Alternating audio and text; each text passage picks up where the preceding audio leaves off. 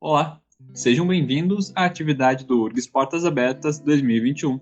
Obrigado pelo interesse em participar da nossa atividade, intitulada Conhecendo os Microfósseis Marinhos. Meu nome é Otávio Gutierrez. E eu sou Gabriel Pitocou, atualmente fazendo meu TCC com ostracoses de mar profundo. Somos alunos da Biomar, do convênio URGS-UERGS, atualmente oferecido somente pela URGS, ou de forma mais técnica da turma de graduação do curso de Bacharelado em Ciências Biológicas, com ênfase em Biologia Marinha e Costeira, localizado no campus Litoral Norte, no CECLIMAR, ou Centro de Estudos Costeiros, Limnológicos e Marinhos.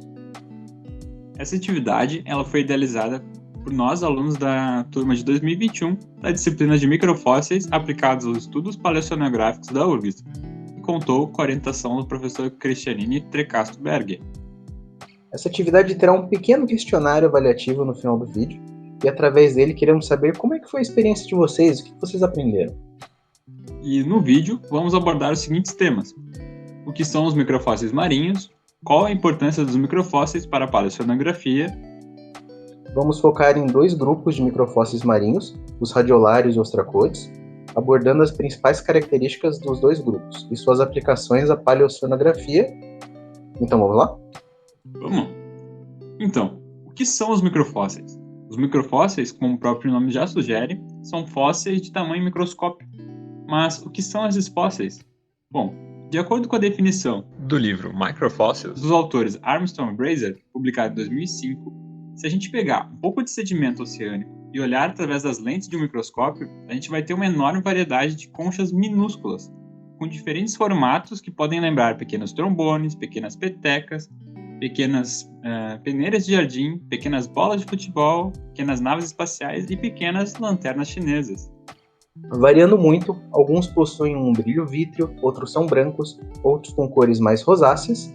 Esse belo pequeno mundo de fósseis microscópicos ou microfósseis é muito antigo e no nível biológico extremamente importante.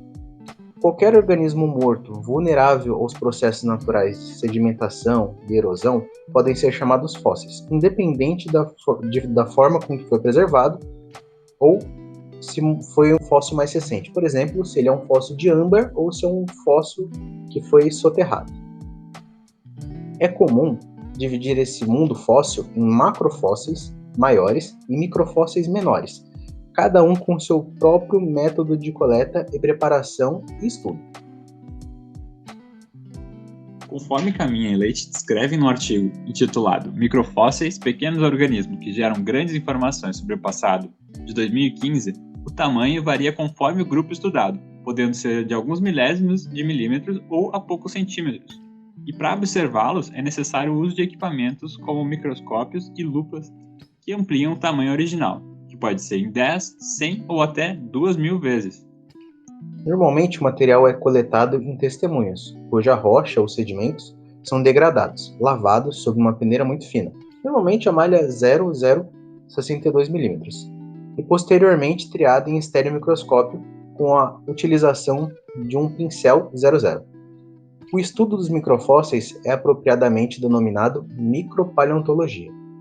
Mas, no entanto, há uma tendência em restringir esse termo a estudos de microfósseis de paredes minerais, como foraminíferos e ostracoides, como os distintos da palinologia, que são os estudos de microfósseis de paredes orgânicas, como grãos de pólen, dinoflagelados e acritárquicas. Essa divisão que surge em grande parte de diferenças nas técnicas de processamento em massa, e, novamente, é bastante arbitrário entre diferentes autores. É importante enfatizar que a macropaleontologia, a micropaleontologia e a palinologia têm objetivos em comum, que são desvendar a história da vida e a superfície externa do planeta. E esses objetivos são alcançados mais rapidamente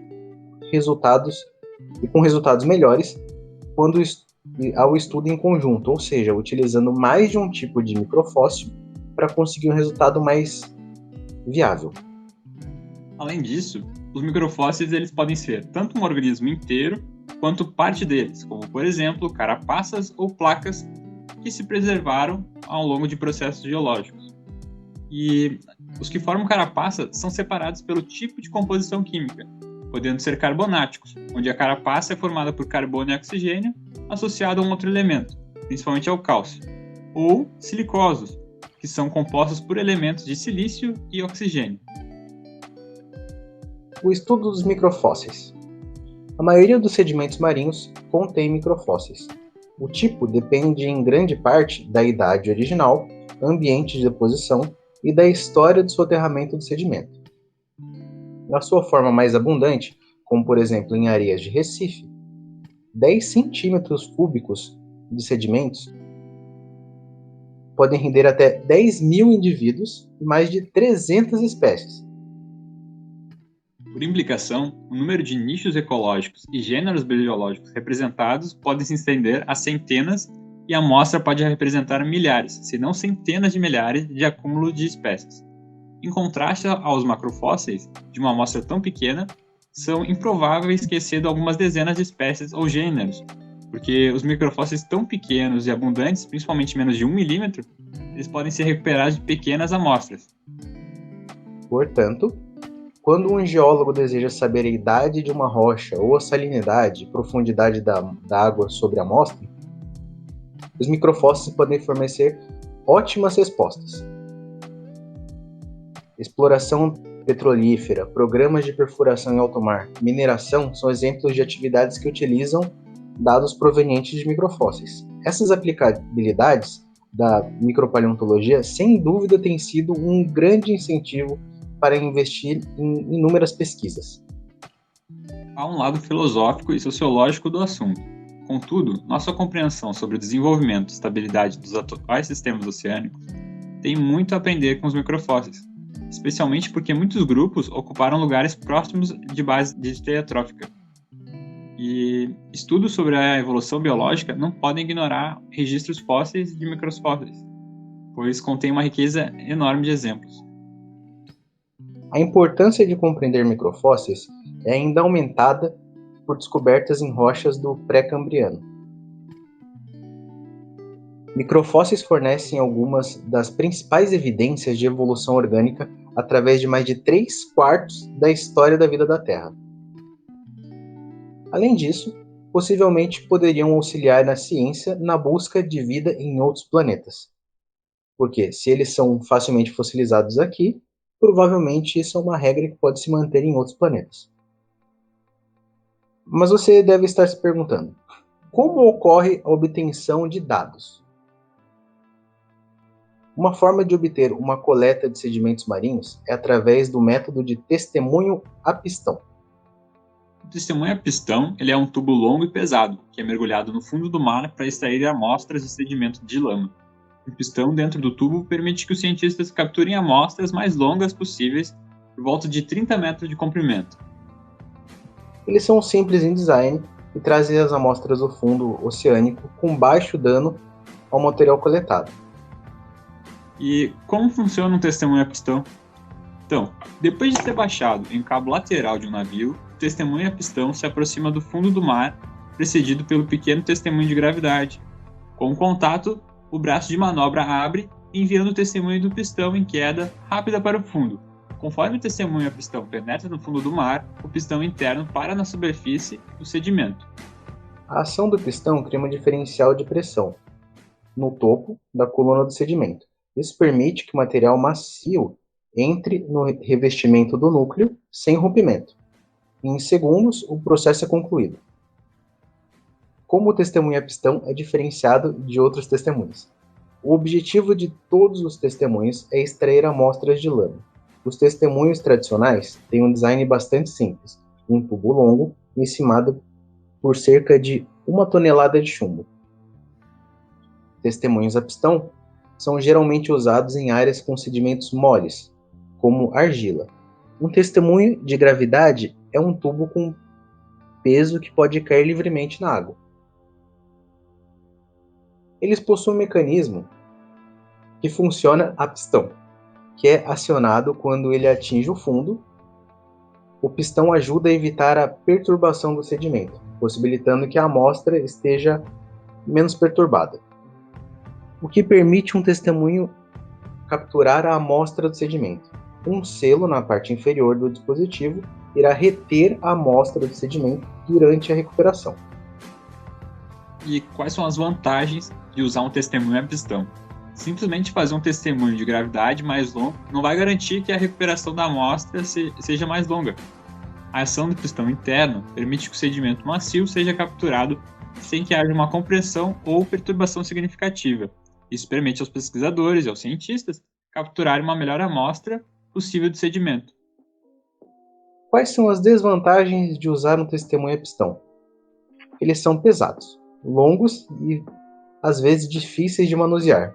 Devido às operações envolvidas e ao equipamento necessário, os testemunhos a pistão não podem ser executados em todos os navios de pesquisa. É necessário equipamento especial de manuseio para lançar e recuperar com segurança um sistema de perfuração a pistão em alto mar.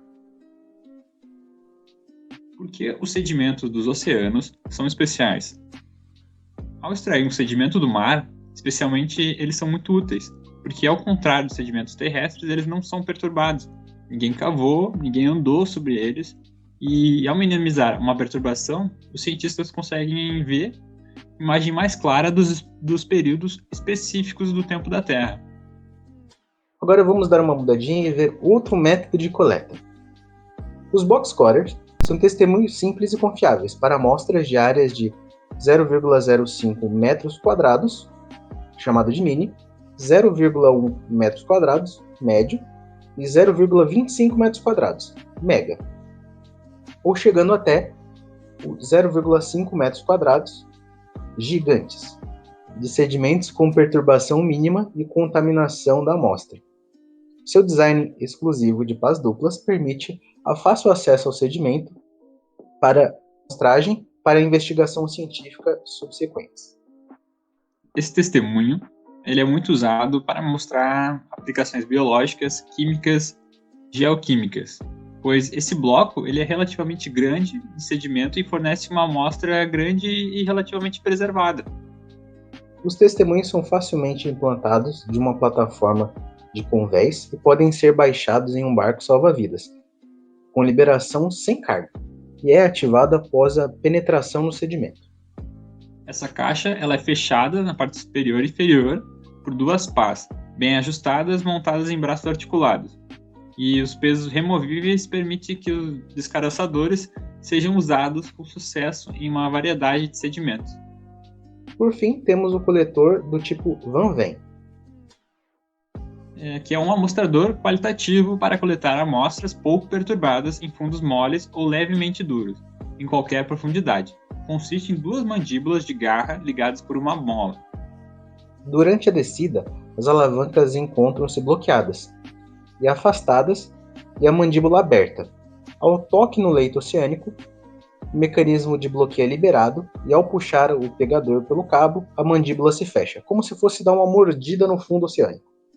E durante essa subida, as mandíbulas seguram a amostra e previnem que a amostra seja levada para fora.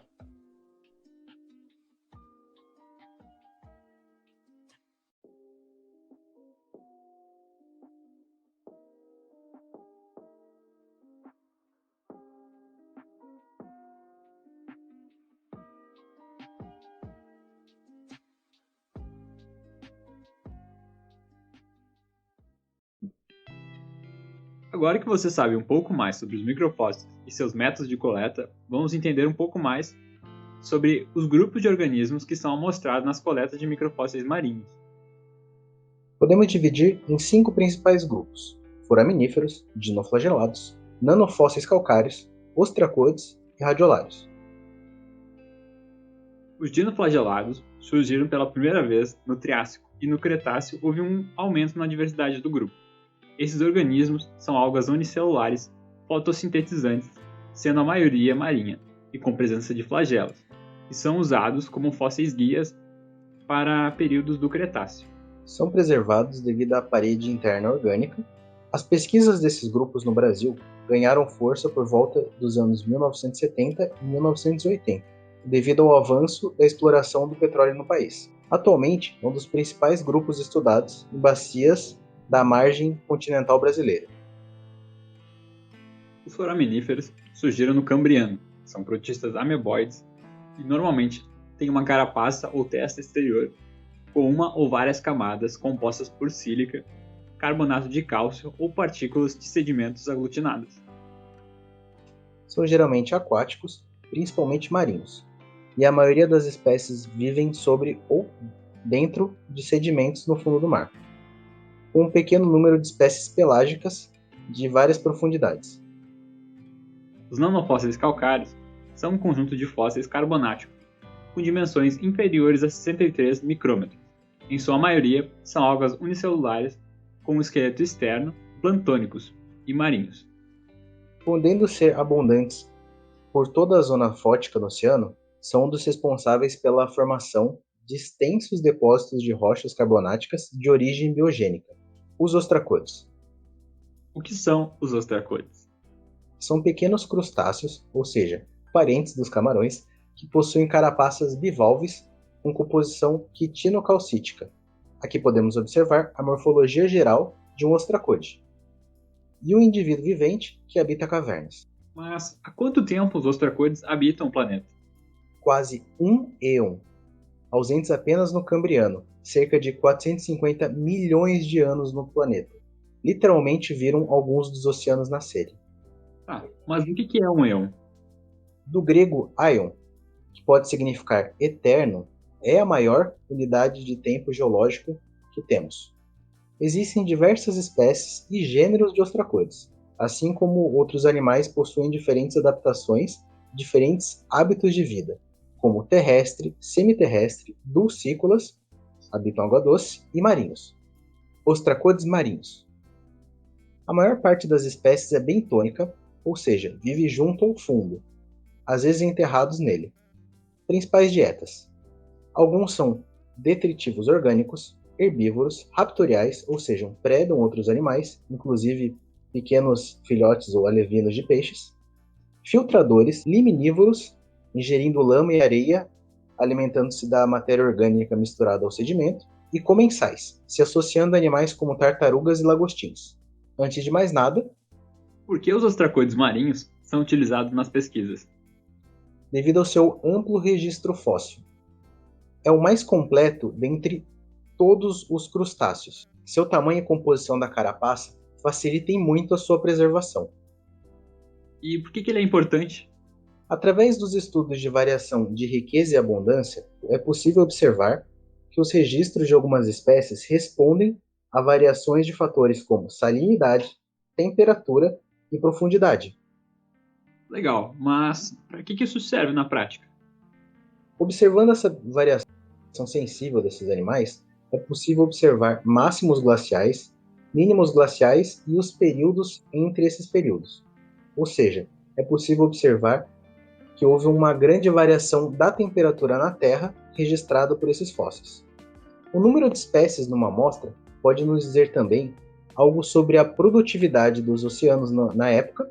Além disso, podem nos ajudar a datar as rochas. Um bom exemplo de marcação pode ser dado pelo gênero Crete, que é característico de águas profundas e frias. Portanto, se encontrarmos esse gênero em uma amostra, potencialmente o local tem ou possuía essa característica.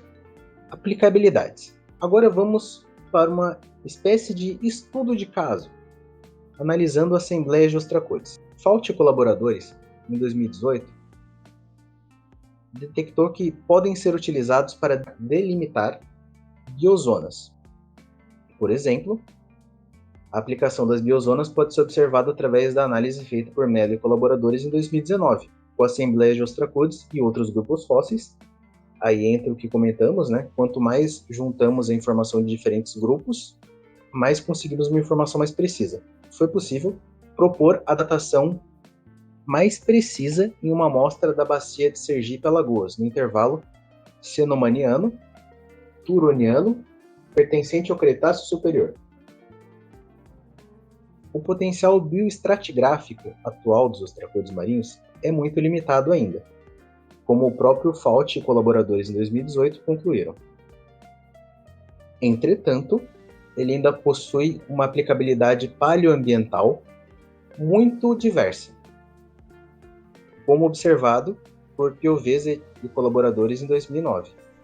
Em seu estudo, eles observaram que o material coletado dos poços 1MAS12 e 1MAS16 pela Petrobras, foi possível inferir, através da análise, que o ambiente da bacia do Paraná, Maranhão, durante o Cretáceo Superior, era um ambiente de plataforma rasa. Ou seja, isso é um exemplo prático de como é possível reconstruir os paleoambientes utilizando os tracores.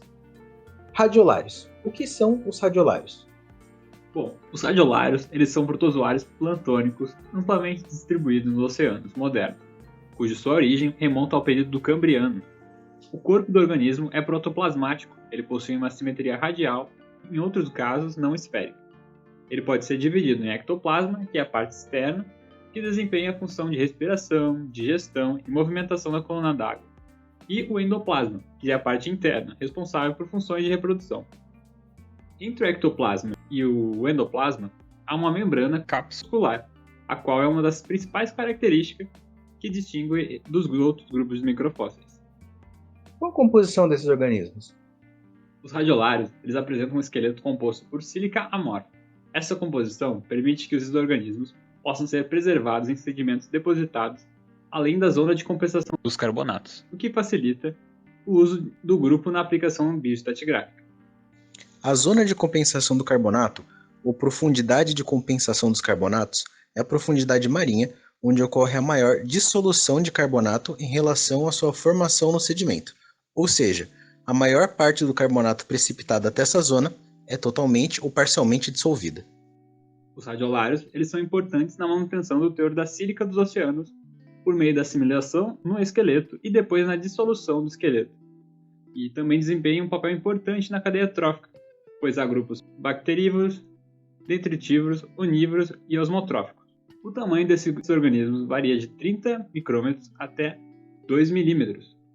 Os radiolários eles apresentam dois tipos de movimentação, por rastejo e fixação de objetos com flotabilidade. Eles possuem uma capacidade de migração vertical na coluna d'água, através dos seus axopódios, e pela contração e expansão dos vacúolos. Os radiolários eles apresentam uma ocorrência na coluna d'água que vai desde a superfície até 5.000 metros de profundidade, embora sua maior abundância fique entre 50 a 100 metros conforme Cochin 2011. Cada espécie de radiolário apresenta um padrão geométrico específico. De acordo com Cochin 2011, existem duas teorias para o padrão de crescimento do esqueleto dos radiolários, sendo um por padrões físicos, de modo que a película citoplasmática seja formada por vesículas sobrepostas, formando padrões de um prisma, proporcionando uma precipitação da sílica, deixando o padrão hexagonal. Já a outra relata os padrões de crescimento do esqueleto dos radiolários, depende da arquitetura da célula e pelo espessamento das estruturas secundárias. A reprodução dos radiolários ocorre de forma assexuada por fissão binária ou fissões múltiplas, e de forma sexuada pela liberação das células flageladas. Quando ocorre a fissão binária, apenas uma herdará a estrutura do esqueleto, e a outra precisará fazer a reconstrução do esqueleto. E qual é a divisão do grupo? De acordo com Weber e colaboradores do ano de 2000, os radiolários eles são agrupados na subclasse radiolária, compostos por 4 subordens: Policistina, Phaeodarea, Elizoa e Acantharea.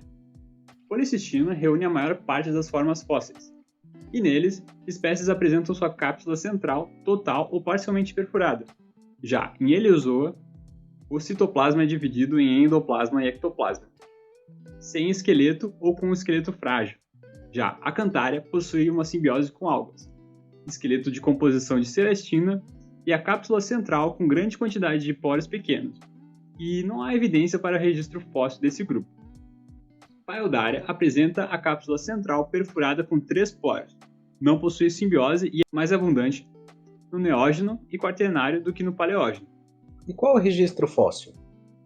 Os radiolários surgiram no Cambriano, ao mudar do hábito bentônico para o plantônico. Provavelmente, essa mudança tenha ocorrido devido à mudança de temperatura da água naquele período, além do fechamento tectônico de bacias oceânicas e a pressão competitiva por sílica dissolvida. Até o momento, os registros paleontológicos mais antigos do grupo datam Cambriano, aproximadamente 540 milhões de anos, e foram encontrados na Austrália, onde possuem formas cônicas esferas fechadas e espículas isoladas.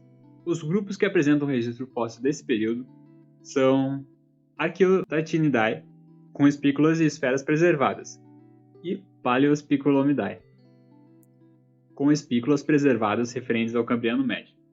Legal, e como é o registro fóssil no Brasil? No Brasil, os estudos dos fósseis mais antigos datam o período Albiano, que é cerca de 100 milhões de anos atrás, e os registros mais novos são de radiolários já viventes. A maioria dos estudos sobre os radiolários do Brasil datam o registro do Cenozoico, sendo mais comuns no período do Quaternário, referente à bacia de Pelotas, abordando aspectos relativos à preferência de temperatura dos organismos. Ainda assim, é um grupo pouco estudado no Brasil, e há algumas lacunas do conhecimento ao redor desse grupo.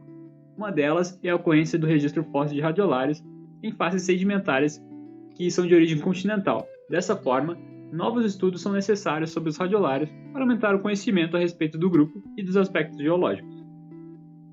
E qual é a aplicação dos radiolários à paleoceanografia?